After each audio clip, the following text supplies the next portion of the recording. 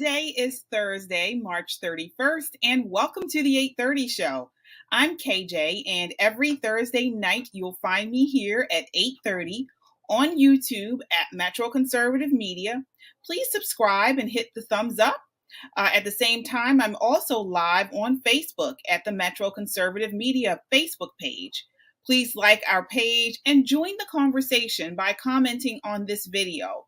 We will respond to your comments during the show. This is a show where I chat with various individuals about their conservative journey. Tonight, I am talking with former Deputy Attorney General Monique Miles.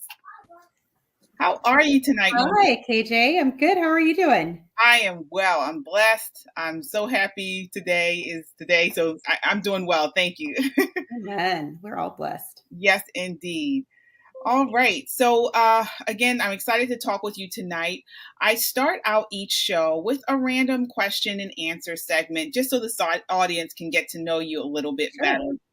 It's fun, rapid fire round of questions, and basically you just answer as quickly as you can with the first thing that comes to your mind. Okay. All right. So let's see here. What are you most known for amongst your friends? Oh, wow. Oh gosh, the first thing that comes to mind is horseback riding. Oh, okay. So you ride? I do. That's what I was doing earlier, which is why I was talking about my helmet head. Oh, nice. Yep. Okay. It's very relaxing, especially with practicing law in a I'm sure. confrontational practice. So okay. All right. City or suburbs? oh gosh, neither. Okay. I'd say rural. Rural. All right. All right. I was With thinking the city that when you said horseback riding, I was thinking that. Mm-hmm. All right. What quality do you value most in your friends? Wow. I value open-mindedness. Mm-hmm. Mm-hmm. Okay. All right.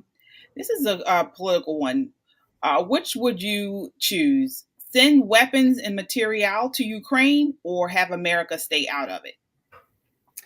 I think that we don't really know enough. I don't know that I can answer that question. I wish I knew more about it. Okay. About the situation, because I've heard varying stories from different media sources. I'm really just not sure that we even know what's going on there. Right. But I do pray for the people in Ukraine. It's terrible that, what's happening. They're being attacked. Okay, that's the best answer. Prayer is always the best answer. So I can take that. Bigger world issue: racism or communism? Wow. Well, I would say communism because I feel like that is what divides society. First they divide the society to make it weak, and then they usher in the communism. Okay. After they've created the dependencies and the whether it's race wars or socioeconomic wars to create the division to control. All right. Homeschool or public school? So I think it depends. This is a lawyer answer. I'm trying not to give lawyer answers, but I think it depends. I think homeschool has its benefits if the parent is capable of homeschooling. Mm-hmm. I think that would be a great option. And then there's some public schools that are great too. All right. Well, if you had the best of both worlds on either way, which one would you choose? Well, I'm a public school kid, so I really enjoyed public school. Okay. Yeah. All right. And lastly, kind of like a pop question, Kanye or Drake? Oh, wow. If you had to choose. Well, I mean, both can be somewhat controversial, and that's not necessarily a bad thing, depending on what the issues are. I would say Kanye. Okay. Mm-hmm. All right. Well, thank you so much for that. That's kind of like a fun, random question and answer round. Edit my answer from earlier. Oh, sure. Which one? You asked about what my friends know me for. And now that I've actually had some time to think about it, I think they would say they know me for my prayer and for being an active prayer warrior. That they can call on me if they're dealing with something, and I'll pray for them, pray with them through situations. All right. Well, that's actually so powerful and so necessary in these days and times to have a friend that is a prayer warrior and knows how to pray, to go to God in prayer. Mm-hmm. So certainly that is a very good quality for your friends to have. All right. So the next part of our conversation is about your conservative journey. So So you are a Republican, is that right? Correct. Yep. Been a Republican since 1996. Oh, okay. So can Yep. you talk about that? What made you, because we find, especially amongst African Americans, most tend to at least start out Democratic or as a Democrat and remain Democrat for most of their lives. So what brought you to become a Republican? How did you start that? So my recollection is that I was in school and I remembered taking some type of survey that categorized people as being more on the left or right. And uh, my score was for conservatives. And so I thought, oh, I'm a Republican. Okay. And there were no, there was no controversy with that at the time. I was just like, oh, it's like finding out, you are, I guess I can't think of an example of a test something similar. Or I guess a blood type test. You could say like, oh, I'm O positive or I'm A or I'm B or whatever. Mm-hmm. So for me, it was just like, oh, wow, this is what I am. Okay, let me explore more of what Republicans believe. And at that time, I went to a Republican. I think in that time in high school, you get credit for doing like campaign work in government class. They give you extra credit or you have to do it as a requirement. And I went to the Republican Advance, and I believe in that year it was in Virginia Beach, and I met other high school Republicans and college Republicans and heard the values and read the Republican Creed, and they're for less government, lower taxation, for helping people pull themselves up by the bootstraps and, be entrepreneurial and start their businesses and try and generate money in the economy that way and not being beholden to the government and thinking that the states are the best at being able to create policies for the people within their states. And so that's where it started. And then little did I know I was going to be the Northern Virginia regional chair for the high school Republicans. And that was interesting because the guy that I asked to be our sponsor, I think he was involved with the student government class. And I said, I can't even remember his name now. I'm so embarrassed. But I said, Mr. So-and-so, will you be our sponsor for the high school Republican club? And he looked at me and he said, well, Monique, maybe you should, are you sure you want to do this? Because you're Black and not many Black people are conservatives. Are you sure you want to be the Republican president, Republican club president? And I said, yeah, of course. Why not? I think his name was Mr. Phipps. But anyways, so we got that settled. He agreed to be our sponsor, and I started posting flyers, telling people about our meetings and how we were going to have speakers to talk about different issues of concern. And it was great. I felt like it was definitely a process where I researched to find out what the parties offered and what their history was. Mm-hmm. And I was surprised to find out, the Democrats were the party of the KKK and slavery and all of that history that they don't want to talk about now. And they always say, oh, there was this big party switch, when if you research it, what's the man's name? Goldwater was the only person that really switched. Mm-hmm. The rest of everyone else was still Republican. I mean, the people that fought for the advancement of Blacks and rights, those were Republicans.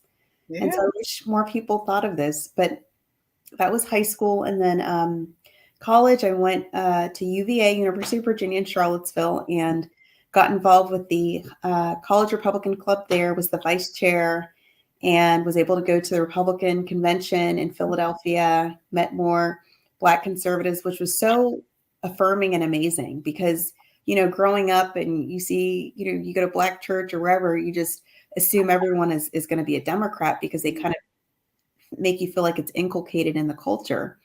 When for me, I've always been a free thinker. I've always thought, well, what's the best way to do this? Like, is it better to give a man a fish or to teach him to fish? And how do you generate wealth in a culture, in a community, and in a society that can sustain itself over periods of time? Let me jump in and ask you, because how were you received by people that when they found out you were Republican? And I want to ask is, how are you received by Republicans in your community? And then how are you received by your family? Because was your family also Republican, or are they Democrat or more liberal? Can you talk about that? So that's a really good question. So I was I was received well in Centerville High School. That's actually where I went, and happens to be in Clifton, Virginia, not Centerville. But the people that I spoke to very quickly, kids in my class were like, "Oh yeah, I want to come to your Republican meetings." I only got a little bit of pushback, I think, from one or two Black friends of mine who had just been taught that Republicans were white and they were racist and they hated all the ethnic people. And when I told them I was starting a club, they were like, "Wait a minute, Monique, you don't fit that bill. So how is this that you can be Republican?" And so I said, "Well, come to the meetings and you'll find out more about what the Republican values are and how, they probably are a lot of values that you hold near and dear, like, family, the importance of family, the importance of religious freedom, the importance of freedom, period, whether it's freedom of speech and the right to bear arms or freedom of, like I said, religion." There's just a number of things that I feel like Republicans really protect for the betterment of society and to preserve our democratic republic. All right. And was your family also conservative? Did you grow up in a conservative household? That was your second part of the question. So I would say my parents weren't really active at all. And I think it was my mom she had a consulting gig, I think, with one of the political candidates who was running for lieutenant governor. Mm-hmm. And so she was helping him out and had taken me to a few political events, but there was no assumption that I was going to be one way or the other. She never asked me any questions. She didn't even talk to me about the values of the Republican Party. I just started watching TV and living in this area of Northern Virginia, the DMV, there's politics on TV all the time. And so you want to find out, well, this person says this and this person says this, like who's right? Or what is the difference in their opinion? And so I think I just had a curious mind. And so like my cousins lived in New York, my cousins lived in California as well. And we just never talked politics. It was just family is family. And it's only recently during the election with Trump that both his first election and his second election that I found out one of my other cousins was supportive of his values and actually supported him over Biden, which was like a shock to me because all my New York cousins, they seem to be on the side of Hillary Clinton and then with Biden on the side of Biden, although I think two of them have switched but haven't told anyone. Okay. Christian values, actually. Right. Well, that's what I was going to ask you next. So you are a Bible believer, a person of faith. Mm-hmm. How have you been received by that community? Because we do see, as far as on the news, especially within the Black church, they tend to lean Democratic. So how have you been received on that front?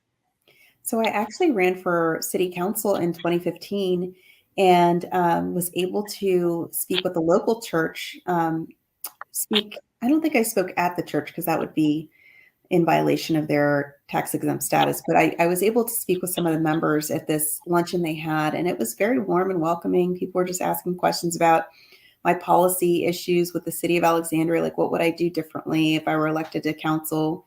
And then with in other churches, like I'm thinking of this other church I visited, I talked to the pastor and he's like, we can't do any specific event for you due to the exempt status that we have, but definitely like, please, feel free to talk to our parishioners. And once they're leaving the church, you guys are allowed to talk to them outside. And so we actually had a group called the Frederick Douglass Leadership Institute that came and provided staff to speak with people coming out of churches. They also left flyers for them. And that's a good idea.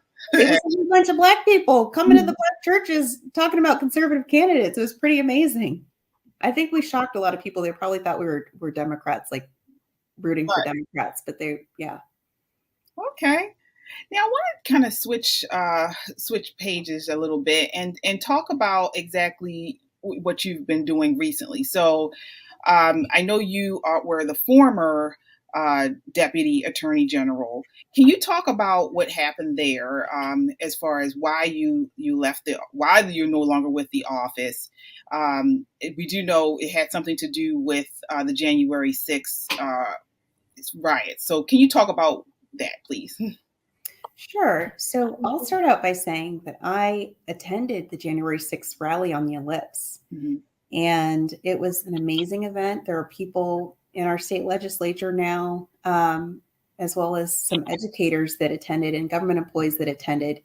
And it was like a showing of solidarity, number one, for Trump and thanking him for his term of service. But also it was a time for us to gather and pray for our country, being unsure of what would happen, given that we knew that Biden had been announced as the winner of the election.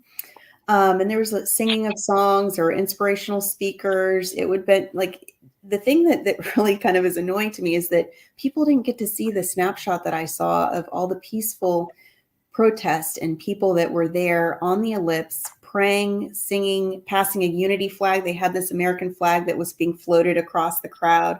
You had Nigerians, you had other types of Africans, you had Vietnamese, you had Chinese, you had various races. And it was interesting that the Chinese and the Vietnamese were there because they're afraid of America turning into, I should say, a communist country. And this is like something that they've escaped coming from their home countries. I can attribute to that what you're saying there. I mean, I've been to multiple Trump rallies. We went to the mandates rallies in DC, and like you mentioned, it's you find people of faith praying.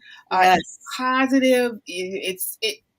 When I first went to my first Trump rally, I thought it was nothing like people expect it to be, or as people say it was. Again, people praying. Correct. It's very positive. And so, like you mentioned, that's what I have experienced at these types of events also.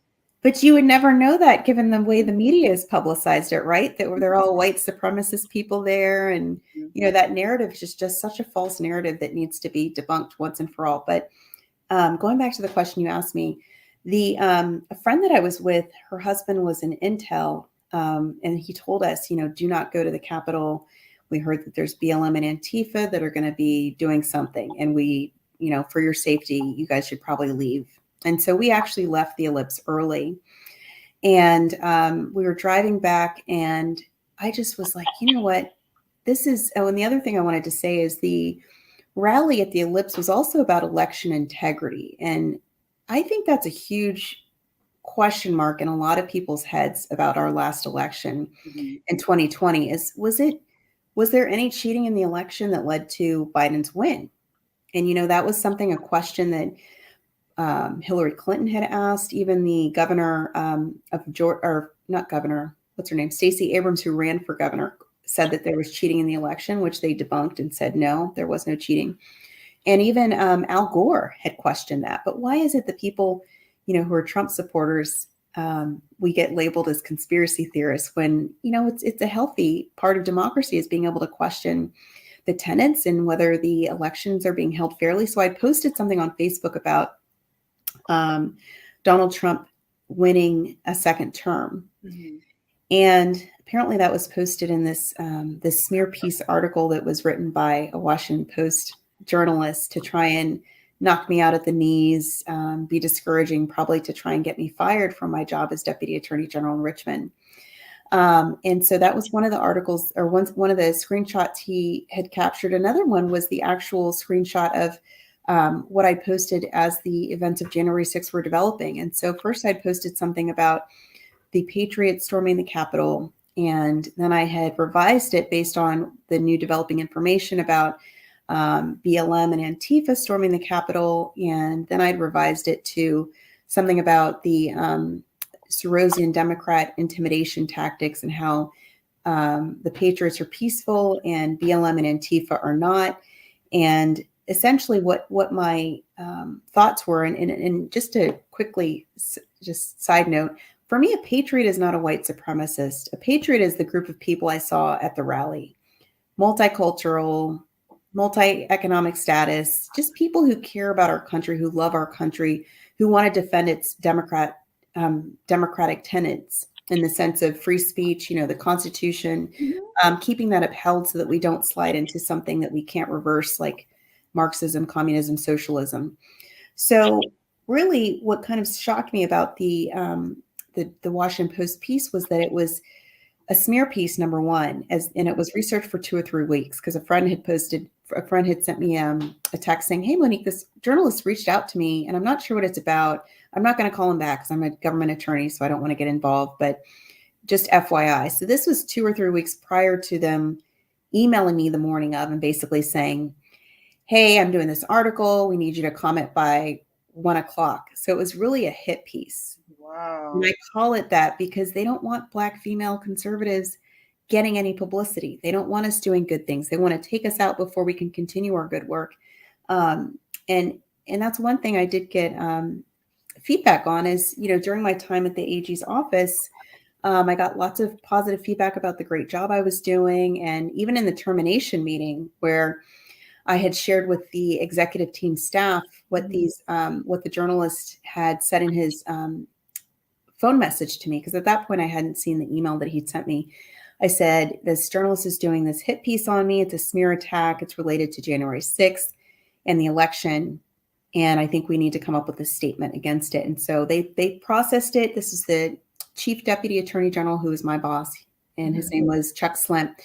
And DJ Jordan, who is the Chief of Staff for the Attorney General. And it's the funny thing is that DJ Jordan was a Facebook friend of mine and had been for quite a number of years, had access to my posts. And he was the one that asked me to apply for the position. So it was really kind of a shock to me that they would be firing me over what they deemed nuclear posts. And let me just, because I want to make sure people know what exactly you said, because this, again, this is cancel culture, right? It is cancel culture. It's a disease.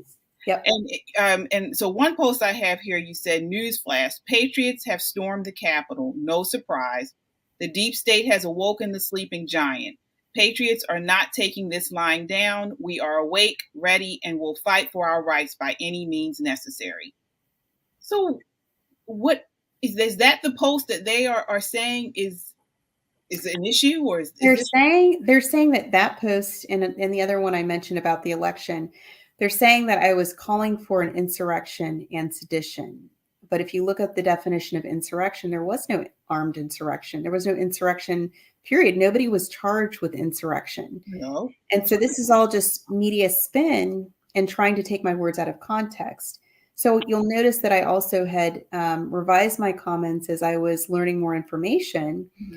And I don't know if you have those posts as well to read, but yeah. So I definitely had, once I got more information, I had amended my post, because at no time was I calling for people to violently attack the Capitol. What I had in mind, even in this post, if we look at this, what is different about this and any other initiative or a cause where people are, protesting or going in and talking about it, trying to raise awareness about it?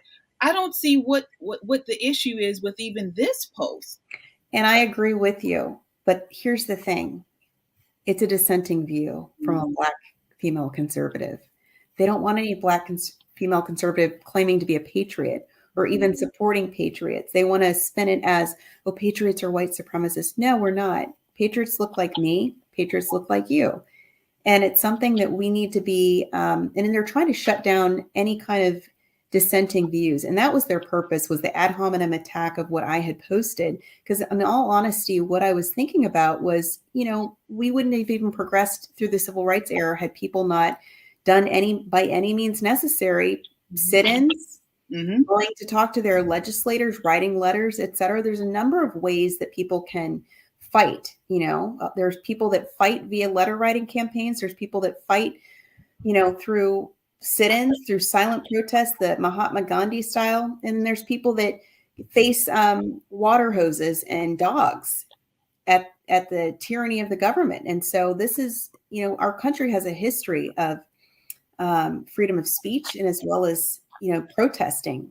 Civil disobedience is a good thing. Civil discourse is also a good thing. And that's what they were trying to shut down when they sent this hit piece out, the smear campaign, Nancy Pelosi styled smear campaign about me to try and paint me as some crazy person. Little did they know I'm somebody that volunteers in the community. I do pro-life ministry. I'm involved with my church. I help, I mentor people. This is some person that they've tried to create me to be in the minds of the media that I'm actually not. And anyone who knows me would say, Monique, I was so upset that I read that article and he's taken it out of context, both in time and how he placed the screenshots to create his false narrative about me because they weren't put in chronological order. And then also in meaning, inserting the meaning that he thought would be most damaging, which was not the meaning that I had. So exactly. So when did you post the first post? Was it January 6th? Was it before January 6th? Or what is the exact chronology of that? So there were, I believe, I'm not looking at the post right now, but I believe 2 were during January 6th, like before Trump had even finished his speech. And then 1 was later, because I think there was news reports coming through, and also the videos from people who were attending that said, hey, this was not just what we think it is. There were people, this was an inside job with the doors being magnetically opened and people seeing busloads of people in black being let in, like ushered in. There was no like magnometer, et cetera. It's not what it appeared to be. And we're still learning the facts as to what happened with the January 6th inquiries. And I think it's important also to let the lawsuits play out to see what exactly happened. I mean, most recently I saw a video where the guy inside the Capitol was pointing up at the security and then pointing to the door, like, please unlock this door. And then you see the door unlock and then the protesters come in. Well, who did that?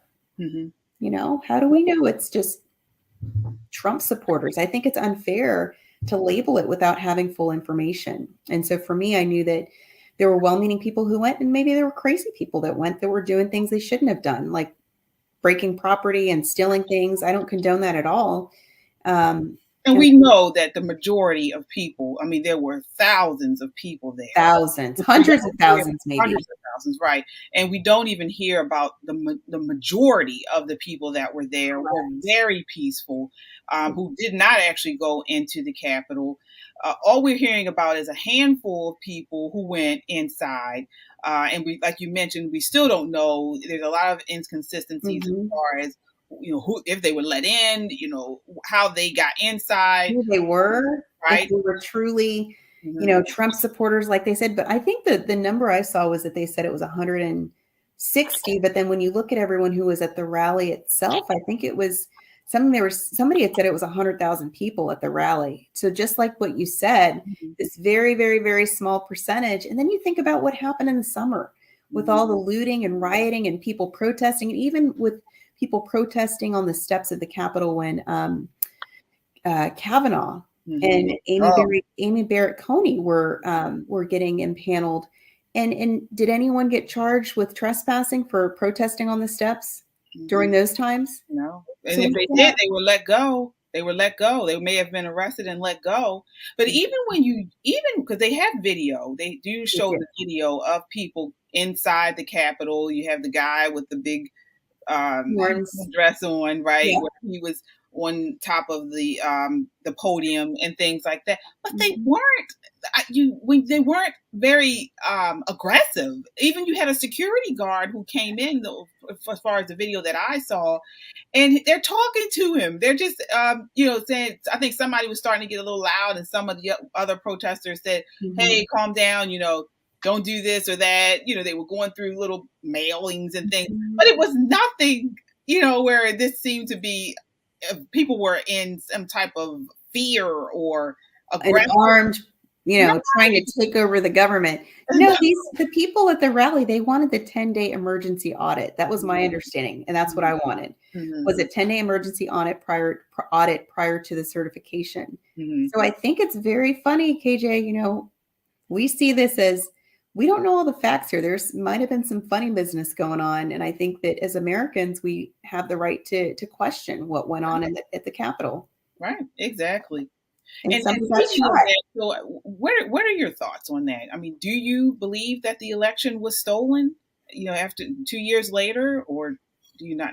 What are your thoughts on that? I think there was some irregularities. Like, I can't say as the lawyer, I can't say 100% certainty, but it looks to me that there are some fishy things that happened, especially when you look at what's happening now with Wisconsin and the decertification efforts based on credible information and evidence. And then also with Pennsylvania and the fact that there is something in the law that says that there's an overvote, that they have to have an investigation prior to certification. Well, there was an overvote. How can it be a fair election when you have X number of people on the voter rolls and then there's X plus number of people over that actually vote? I think that's a serious issue. And then they didn't do the investigation that they should have prior to certifying. I wonder why. Why was there such a rush to get this result through for Biden? So I think it appears that there was some cheating in the election. And it's funny that the Rasmussen group did a poll in December of last year, which said, I believe it was 78% of Republicans believe that there was cheating, 58% of independents believe there was cheating, and 41% of Democrats believe that there was some level of cheating in the election for 2020. Right. And so what does that say about our democracy and how we move forward? If you have such a large amount of the population actually believing that there was cheating, I don't know if people believe there was enough cheating to actually change the election, but there are a lot of doubts now that I don't believe were here before. So what do you think that means for us and our democracy going forward? I think that it's a republic if we can keep it. And if we are going to elect people, we need to know what their stance is on electoral integrity issues. I think that's one of the first and foremost things we need to find out. Else we're going to be in a big pot of trouble. But I don't know that I answered your question fully about what happened at the office. If you want me to. Oh, yes, please. Mm-hmm. Sure. So what happened was I gave them the information about the call from the journalist, the short deadline of him giving us till 1:00 for me to issue a statement. And I think he'd also asked them to issue a statement as well. And they basically were so freaked out. It was just pure, January 6th is nuclear. Oh my goodness. I didn't know at the time that there was some discussion regarding the Republican Attorneys General Association giving him $2.6 million, giving Jason Miyares as the Attorney General $2.6 million for his campaign. And there was even internal strife about that and their election and their involvement with January 6th as well. But this was not something that was ever discussed with me prior to my coming into the position. In fact, like I said before, DJ Jordan, the chief of staff, knew my views on January 6th and on Trump, was a Facebook friend. I didn't close anything. I gave him my social media accounts, in fact. And at no time was I asked in any of my 3 interviews what my views were on January 6th or the election. This was Facebook posts. Interviews for what? To get the job, or do you mean after the job? To get the job.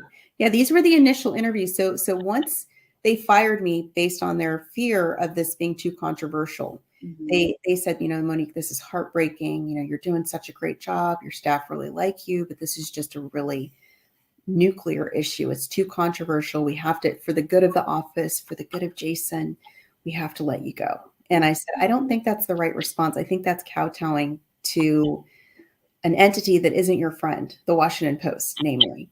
And they're not looking to do you any favors. And I think if you run scared from this, they're going to continue to target you. I also said, I think the best solution is you guys stand by me and we come up with a media narrative to neutralize this issue, because it's really a non-issue. Like we were talking about, KJ, this is all fictional, comparing it to, in the sense that they've blown it out of proportion, I should say. January 6th did happen, but it's been blown out of proportion. Comparing it to 9/11, comparing it to the Holocaust, comparing all these to Pearl Harbor, this is ludicrous. Now, so was there a situation or a time where they looked at the post that you put out and said, well, this is what we have a problem with, or was it just the entire thing? What was that conversation like? So when I actually went downstairs to discuss this matter with them, when I found out that the reporter was doing the story and then we had to respond by 1:00, I actually printed off the post that I thought they were talking about. And at that time, when it was posted in January of 2020, prior to me taking my post as Deputy Attorney General, everyone was talking about January 6th and everyone was talking about the election. So this was not a controversial issue for me. I mean, you have to, if you're going to, so one part of the application that I filled out on December 15th of 2021 is there was a box that asked, is there anything controversial that you've been involved with? And I said no, because in my subjective opinion, living in the Beltway, everyone talks politics, right? And so they tried to say, after the fact of terminating me based on my post and getting some political flack based on that termination, which was a big miscalculation for their voter base, because a lot of people believe what I actually posted was correct, and that I was justified in posting what I posted. Then they shifted to the response of, oh, she lacks transparency in her initial interviews. Well, like I said before, KJ, there were 3 interviews. At no time did they ask me any questions. They had full access to my Facebook account through DJ. If it was such a hot issue for them, they really should have vetted better. Apparently, they didn't see that need, but then to throw me under the bus and say, oh, you lack transparency, and then it shifted to, because people know me and they know my character and integrity, it shifted to, oh, there were other things in addition to her lacking transparency in the initial interviews. And that was what was upsetting, because this is an attorney, and as somebody who volunteers in the community and is active in my church, et cetera, you don't go around smearing people's integrity because you made a political miscalculation and fired them for January 6th in election integrity posts. Just come out and say it. I mean, the thing was, a few of the articles that came out, the press secretary, Victoria La Savita, actually did say that's not the AG's opinion. The AG believes, Jason Miyares believes the election was fair, and that that he condemns the January 6th. I can't remember the exact wording, but something to that effect appeared in the National File article. The National File has done 2 articles on this exact topic that really put things front and center as the facts of the record of what they were in full truth, unlike the Washington Post, which has a political bent against conservatives, especially Black conservatives. Right, exactly. And like you mentioned, it's because we don't fit the narrative. Correct. Liberals get so upset when they find out an African American is Republican or conservative. I mean, they lose it. They lose it, right? They lose it. Okay.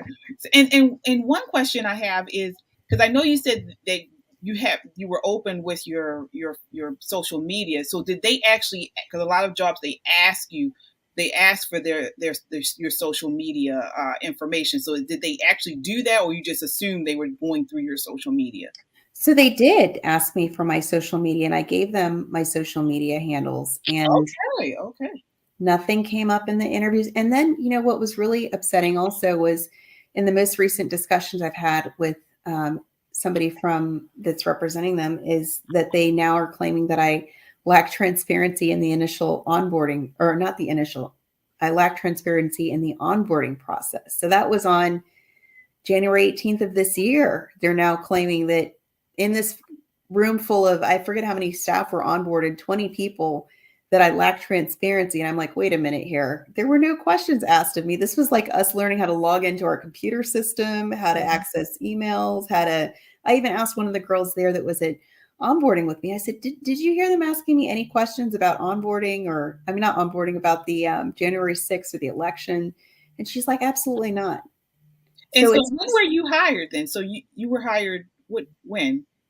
So I was made the offer, I believe it was right before Christmas. I can't remember the exact date.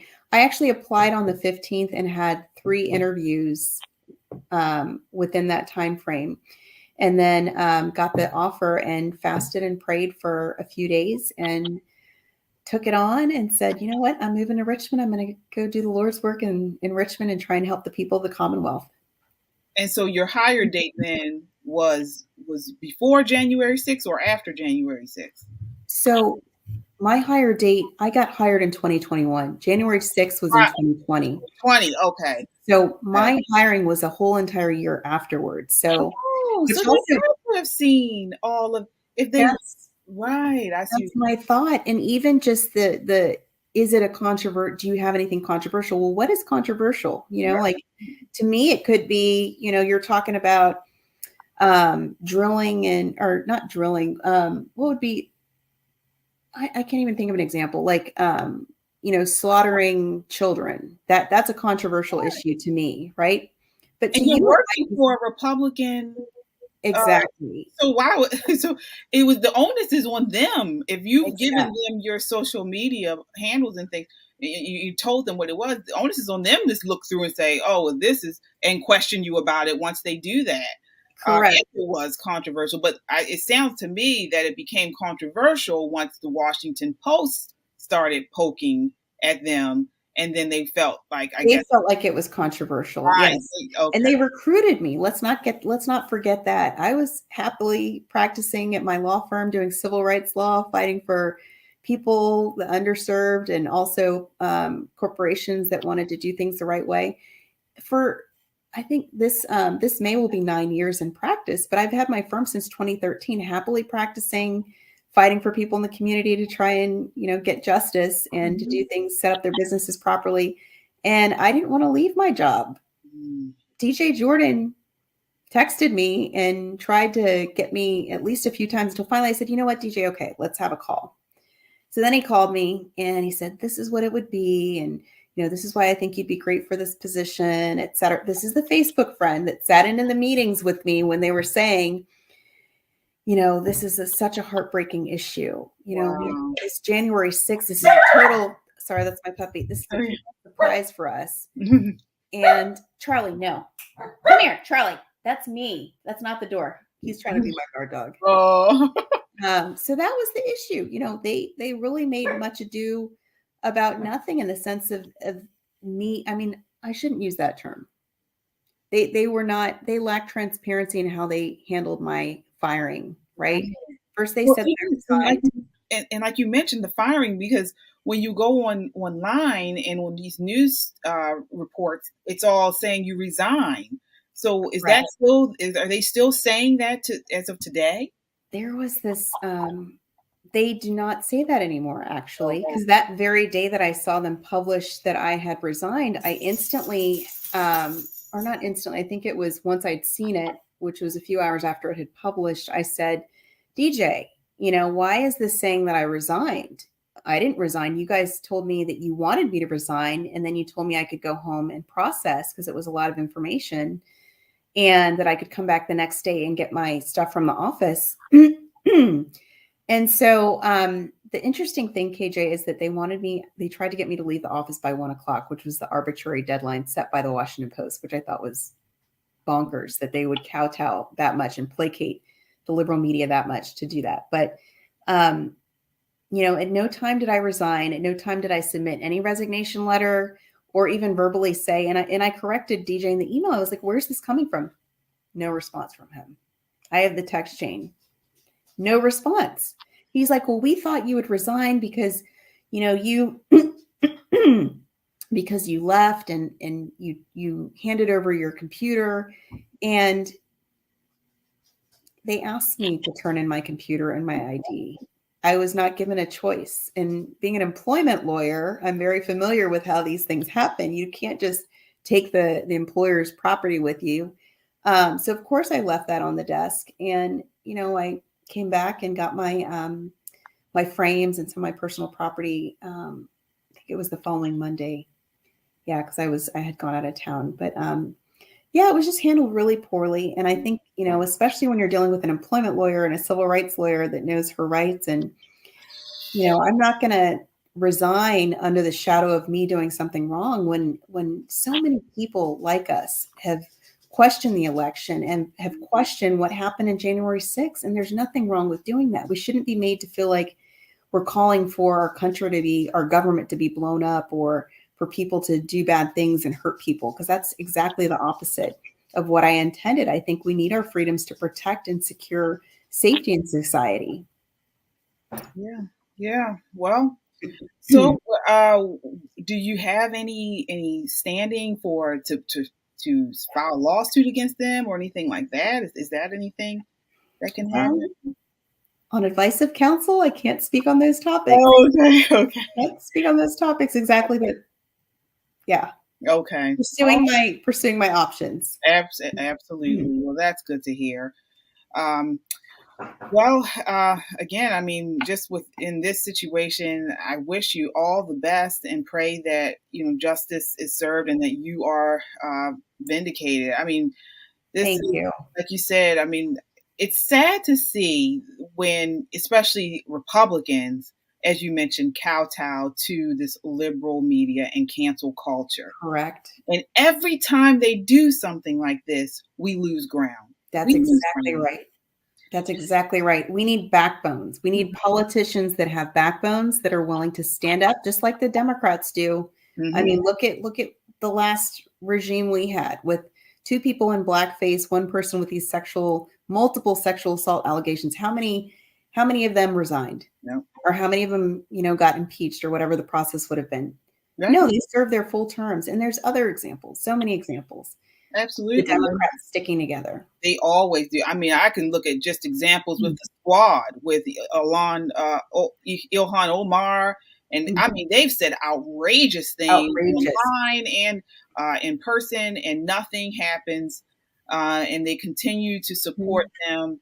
So, and makes what you posted nothing.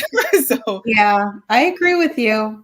Yeah, but it's the media. That's why I applaud you and your team and Giovanni for really doing, the Lord's work and getting the truth out. Because I think the truth matters. And when people are just sold a bill of goods and propaganda, they start to believe it the more they hear it. And so that's what we have to really, really protect against. And also voting, making sure that we guard our ballot in the sense of not just being excited when Republicans are running or when there's a Republican candidate. We have to do better. That's what I want to say is we have to do a lot better and make sure these people are people with character, integrity, backbone. Research these people. Don't just go, yay, it's a Republican, let's vote them in. Because, what was really interesting is there was a candidate, Chuck Smith, who ran for Attorney General. It was interesting. He posted on Twitter, he said, had I been elected, Monique, you would still be in office. He was a Black Attorney General candidate. I thought that was so interesting. Yes, it would. When he posted that.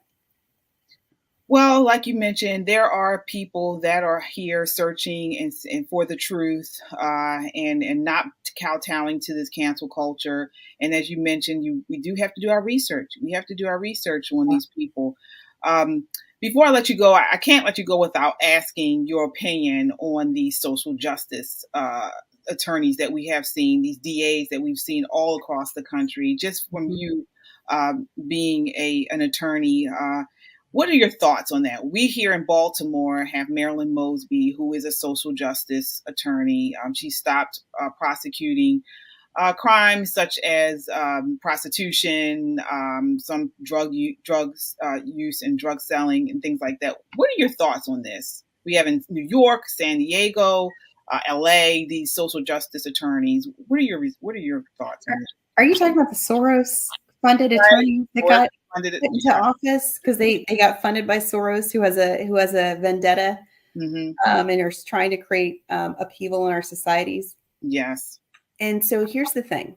I think that a prosecutor has a big role in making sure that they enforce the laws. And when you don't enforce the laws, it creates, there's no deterrence from committing further crimes. And who gets disadvantaged is the Black communities, the Hispanic communities. And especially, I saw this interview with people walking down the street talking to residents of Baltimore who were saying, we cannot defund the police. We need the police. We need people to be locked up. We need people to get off our streets if they're going to keep disrupting and shooting our sons and daughters. We cannot sustain our culture. We cannot sustain our community if we just allow lawlessness. Because think about how many shootings there have been in Chicago. And it wasn't even in the bloody summers, but just throughout the year. I mean, even the crime in New York, I saw the statistics, 67%, I think, of rapes increase in rapes and 66% of increase in burglary. And this didn't happen when Trump was in office. This is now with these new DAs that are not prosecuting. And what incentive do the criminals have to stop their criminal behavior? They don't have any incentive. And that's damaging to our society. That undercuts us. That makes people live in fear. And then they're trying to take away the Second Amendment rights. So you've got all these criminals doing crazy stuff. I mean, raping, et cetera, burglaries. And you can't defend yourself in certain jurisdictions because you're not allowed to have guns. And what does that do? That creates government dependence. But then you have politicians, I can't remember who it was, that said, oh, well, you can go out and you can fight off the criminals. No. That's foolishness. Yes, it is. That's a bunch of bull swankity. We need better from our DAs, from our prosecutors, et cetera. We need to vet them and make sure that they are people who will stand up for the rule of law, because there's mercy and there's grace. And I believe in that, especially with my work with Prison Fellowship Ministries. But there's just a time when you have to call a spade and lock someone up to protect the people. protect the communities. Absolutely.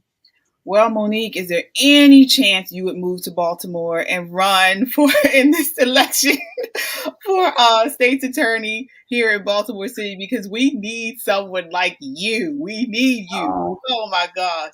Thank you. I love visiting friends in Maryland, but I am definitely a Virginia girl. Yeah. I just have lived here since 1988, and it's just home for me. I definitely, I'm all about, being or I should say I'm all about considering future runs. All right. Yeah. All right. Well, that brings us to the end of our show. I mean, I could go on and on with you tonight, but I know with time we cannot. But I just want to thank you so much for joining me. This has been so informative.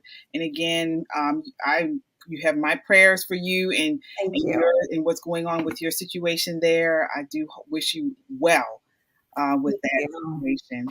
I'll keep fighting. Yes, indeed. For civil liberties and civil rights and all of that. Because just, especially as Republicans, as Black females, we know the importance of those civil rights. So much so, yes. So, okay, well, that wraps up this episode of the 8:30 show. We are all over social media under Metro Conservative Media. So like, share, and leave a comment. And follow us on Facebook, YouTube, Instagram, and Twitter. Also, check us out on our webpage at www.metroconservativemedia.com. We love to get your feedback. I hope to connect with you again next Thursday at the same time. Wishing you warm days and starry nights. Good night.